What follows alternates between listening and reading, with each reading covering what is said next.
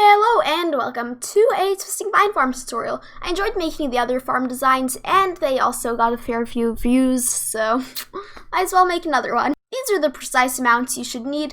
Keep in mind, each stack of paper denotes the amount of stacks of its individual item, just to save space in the demonstration area. The lever isn't required, it's just for an on-off switch, and the leaves are not in a precise amount. This farm can be added onto the ceiling of my Twisting Vine farm, which I'll just link in the iCard if you want to check it out, I guess. Without further ado, let's begin building. First step is to set up the hoppers. To set up the hoppers, you'll need to have a row of 3 hoppers, each feeding to each other, and then you'll have chests at the end of each row. Do this 20 times so you'll have 20 lines of hoppers. Now that you're done with the hoppers, the next step is to cover the hoppers directly next to the chests. This will be so that the minecarts can rebound off of it. This is a very similar design to my other collection system. You can also use a floor of hoppers if you want. I just prefer using hopper minecarts to collect items. Now all you need to do is add in the redstone blocks, and then after that the rails. First redstone block should be placed 9 blocks away from this initial block. And make it a complete row. Space the redstone blocks every 17 blocks. Now that you're done with that, all you need to do is set up a 6-block high glass wall. You can use any block for this wall. I'm just using glass for demonstration purposes.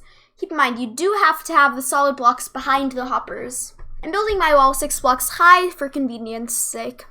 This farm can be layered by using water streams. If you want to expand it horizontally, you can set up another flying machine and add 20 more rails in whichever direction you want to. I'm building it on this scale because I feel it's large enough scale to represent a farm that someone would build, but not so large scale that it's unreasonable for survival Minecraft. Now all you need to do is add a ceiling of any block, but preferably it would be a block that is not spawnable. So I'm using glass once again. Then just add twisting vines on top of each glass block on the inside of the farm. Now we just need to set up the flying machine.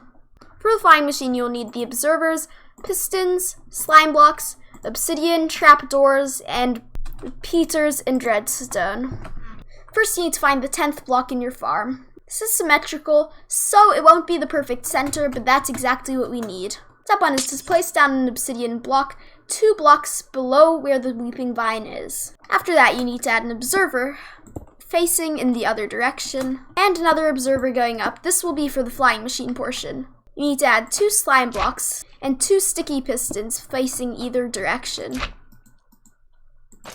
Then you just need to place another observer with the redstone dot facing into this direction. Place any block, preferably transparent object, here. I'll be using glass for this. And add a redstone dot, then a repeater on 2 ticks with the trapdoor that'll be used to update the trapdoor will be used to update the flying machine, as I just did accidentally. I don't have the loading bay set up on the other side, so I just am pausing the flying machine's flight because of that. Build the same loading bay design 1 block off in the other direction. Remember to place your trapdoor down.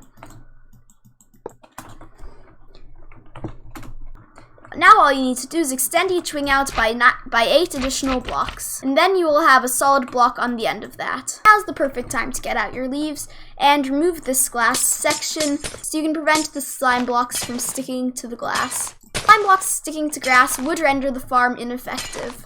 Mirror this on the other side.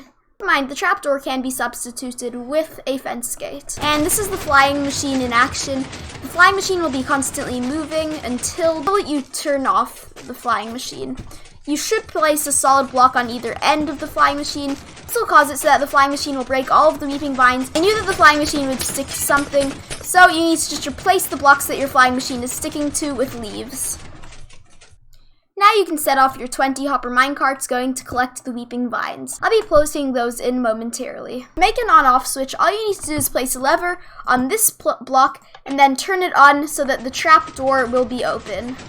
That way the trapdoor won't be able to update the observer and the flying machine will be paused.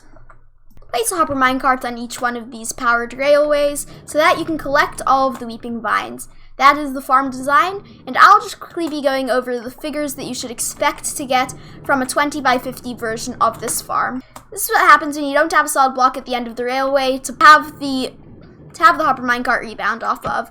That's why the solid blocks are necessary. If you want, you can hook it up to a composter to get some decent bone meal rates, but that's completely optional. And the on-off switch will work on either side. Thank you for watching, and have a wonderful day. By the way, if you haven't already subscribed, feel free to subscribe to catch future videos. And I do stream on Twitch sometimes. I'll probably be streaming by the time you see this video, if you see it on the first day.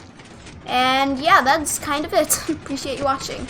You should expect to get roughly 1,757 you should expect to get 1,757 weeping vines per hour with this design, given the math with it. Anyways, it's working. Yay. Minecart system should be able to keep up with the rates of this, but if it isn't, then you can always just add more hoppers in.